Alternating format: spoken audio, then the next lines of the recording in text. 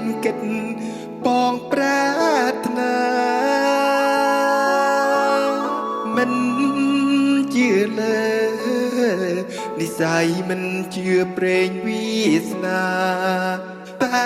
เป็นยิ่งเติบดังท่าจะกล้าเป็น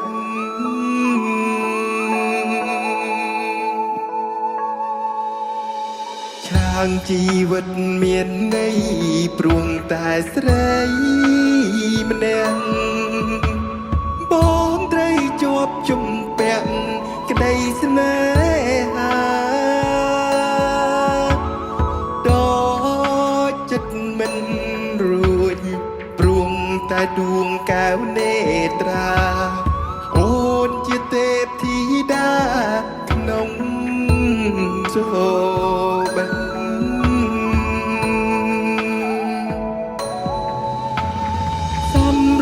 ទេពអប្សរមិនលោដូចអូនឡើយស្នាមញញឹមត្រានត្រៃឲ្យរៀមលងសារភាពថាសំចាញ់ស្នេហ៍តូចតន់រៀមបន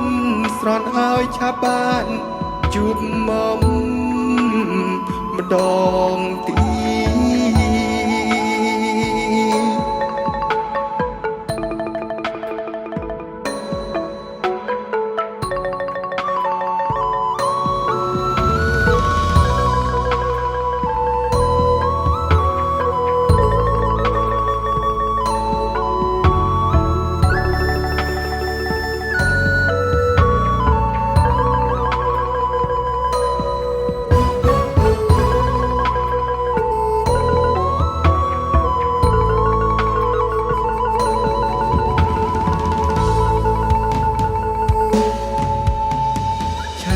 ជីវិតមានន័យ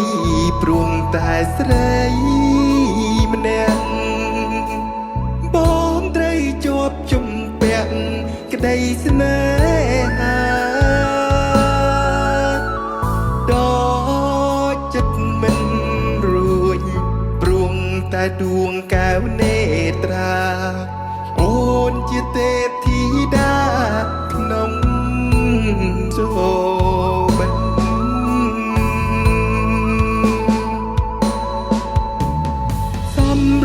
ទេពអប្សរមិនលោ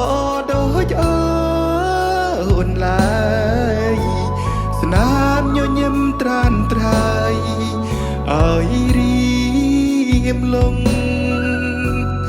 សារភាពថាសំចាញ់ស្នេហ៍តូចតន់រៀមបនស្រន់ឲ្យឆាប់បានជួបមកម្ដងទី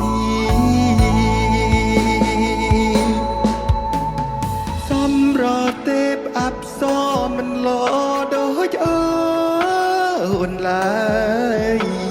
ស្នាមញញឹមត្រានត្រៃឲ្យរៀមលង